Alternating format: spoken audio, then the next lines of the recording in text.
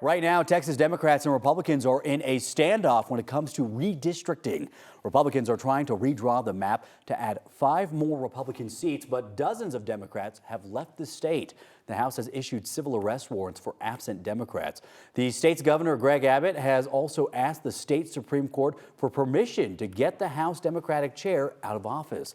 The state attorney general warned that he could ask the courts to vacate their seats if they don't show up when the House convenes tomorrow. So joining me this morning to discuss this redistricting drama is our 9 News legal expert, Whitney Traylor. Whitney, good morning. Good morning. High stakes drama indeed. We've been having a lot of interesting conversations around this. Just briefly, real fast, for anybody that's not familiar with the concept of redistricting, what is that? Yeah, sure. Redistricting happens really after every census, every 10 years, because our congressional makeup is based on population. So after the census, some people move, the states have more population, other states have less. So that affects the states. And so they have to redraw the districts based on that population. So for recently, Colorado got its 8th congressional district, and we had to do that redistricting. So that generally happens. It doesn't always have to happen right after the census. Some states it does, Colorado being one of them. And so they're trying to do this redistricting now,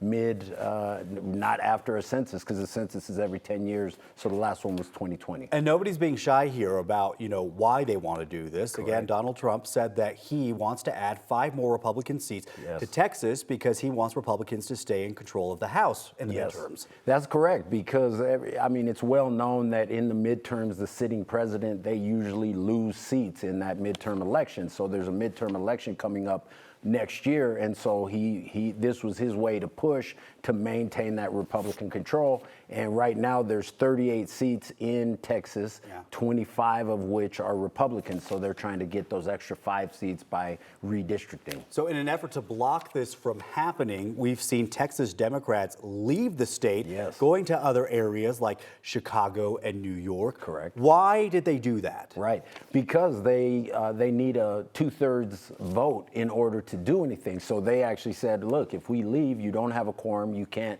make this vote. And they're saying, we're not intending to leave permanently. We're avoiding it was a political tactic. They did this in 2021 regarding another vote. They ultimately had to come back about 2 weeks later, and that vote went through and the Dems lost. So it is a strategy, but I think it may just buy them time. I'm not sure if it's going to be a long-term effective strategy. And something I learned this morning from you they actually have to be specific that they do plan to come back. Otherwise, they face permanent removal. Right. That is one of the standards that the court would look at is, do they intend to come back? So it's very clear. They've made it clear they're intending to come back, because obviously these lawsuits are going forward. I don't think the lawsuits will be effective in that way, but that's one of the standards. In the meantime, what consequences do these Democrats face? Well, right now in Texas law, they can be fined $500 a day and probably will be, and they can't pay that out of their own campaign funds. And they're only paid, the Texas legislature's only paid $600 a month.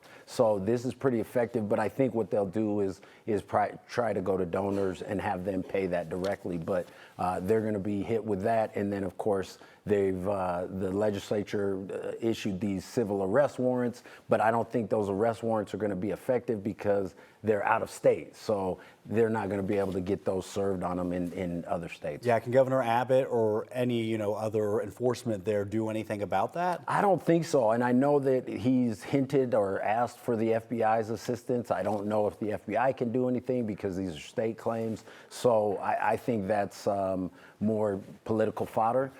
But there will be lawsuits related to it, but nothing will happen immediately. One thing I want to ask you, because we're hearing all sorts of opinions about this, is political gerrymandering illegal?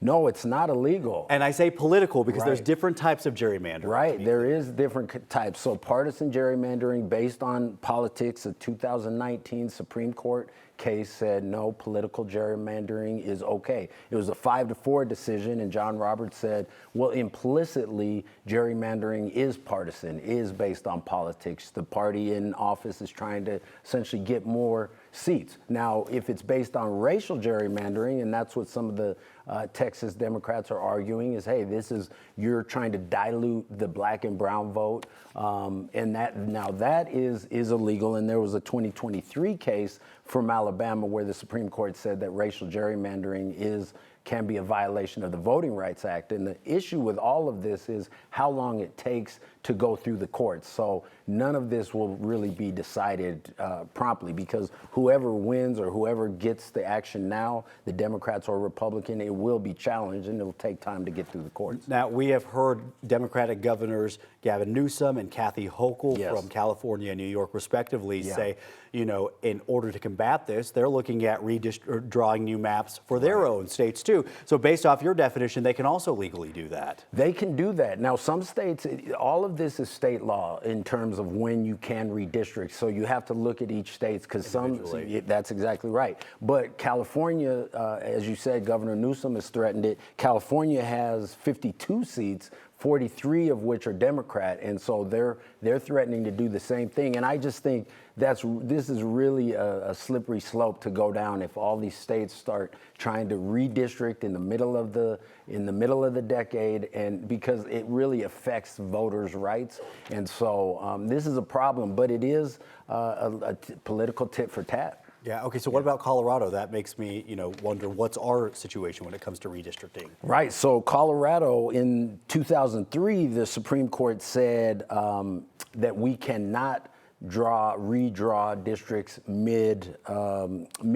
So our state law says we have to wait for that census. We have to wait it has to be within a year after the census. Okay. And then, of course, in 2018, we had amendments Y and Z in which we created independent commissions to actually do those districts. So it's no longer the legislature that did it. It's these independent commissions that the voters approved in 2018. So that makes it even more difficult. But Colorado definitely won't be part of this fight this year. Well, we're going to have to watch how all of this plays out. And should anything else pop up, Whitney, we're going to have you back to help us understand that, too. All right, I'll be back. Thank you, my friend.